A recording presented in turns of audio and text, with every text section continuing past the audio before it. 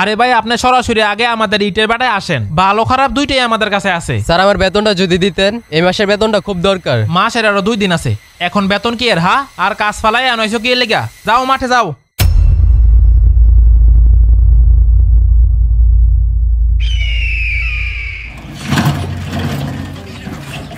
আরে ওই যে মালিকে আসছে, আমার ফুতের না সাইকেল লাগবো, যাই কই গা। অনেকদিন ধরে আমার ফুতে একটা আবদার করতেছে। স্যার আপনার লগে একটা কথা ছিল। কি কথা? স্যার কেমনে যে কই, আসলে আমার ছেলে একটা সাইকেলের জন্য আপত্তি করছে। আপনি যদি আমার 10,000 টাকা হাওলাত দিতেন, আমি পরে আপনারে দিয়ে দিব। আরে তুমি 10,000 টাকা নিবা? এটা আবার দেওয়া লাগবে আমারে? তুমি একবারে নিয়ে নিও। আরে এই মাসের বেতনটাও তোমার আগে আগে দিয়ে দেবো, যেহেতু তোমার ছেলের লেগা তুমি সাইকেল কিনবা। আলহামদুলিল্লাহ। আচ্ছা তুমি আজকে সন্ধ্যার পরে আমার সাথে দেখা করো। আচ্ছা ঠিক আছে স্যার, তাহলে আমি কাম করতাম যাই।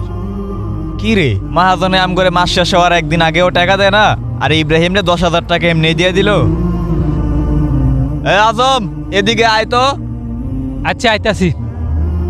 তুই একটা জিনিস খেয়াল করছস, আঙ্গরে কিন্তু মাস শেষ হওয়ার একদিন আগেও বেতন দেয় না, অন্যদিকে ইব্রাহিম রে মাস শেষ হওয়ার আগেও টেহা দিয়া দেয়, আবার যখন তার টেহার প্রয়োজন তখন তার টেহাও দিয়া দেয়। কি কইতাম ক, সবার একই অবস্থা। কামটি কি ঠিক হয়? আয় এই বিষয়ে মালিকের লগে কথা কইগা। ঠিকই কইছস, চল। এই মাহাজন দাঁড়ান দাঁড়ান। মাহাজন আপনার লগে একটা কথা ছিল। তোদের কি কথা? আর কাজ ফালাই আনে কি লেগাইছ? না আমাদের বেতনটা যদি একটু বাড়াইতেন, আমাদের এই বেতনটা তো ফুসে না। চুপ বেটা, 6 মাস আগে বেতন বাড়াইলাম, আবার বেতন বাড়ান কি এর? না মানে ইব্রাহিমে যে আমগুলোকে কাম করে না, এ তো সাওয়ার। চুপ, তো কাজ তোরা কর, আর একজনের দিকে চাষ করে আর একটা কথা কবি না, যা কাম করতে যা। দেখলি আমগুলোকে কি ব্যবহারটা করলো।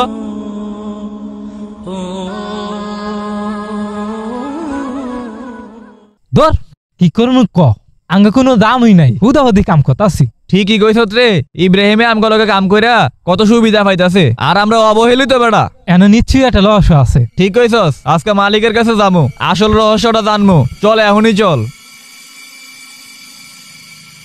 মহাজন আজকে আপনাকে আমাদেরকে সত্য কথা বলতেই হবে। কি সত্য কথা বলতেই আবার?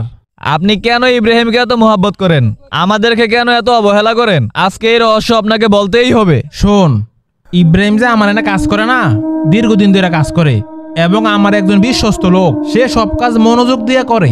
এক কথায় বলতে গেলে তার সাথে আমার সম্পর্ক ভালো, তার কথায় কাজে মিল আছে, এই জন্য তাকে আমি এত মহব্বত করি।